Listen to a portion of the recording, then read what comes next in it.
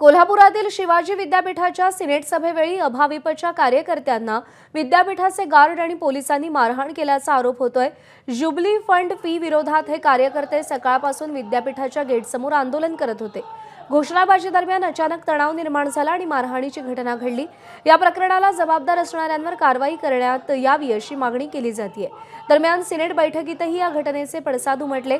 कुलसचिवांनी निवेदन स्वीकारून प्रकरणाच्या चौकशीचे आदेश दिले।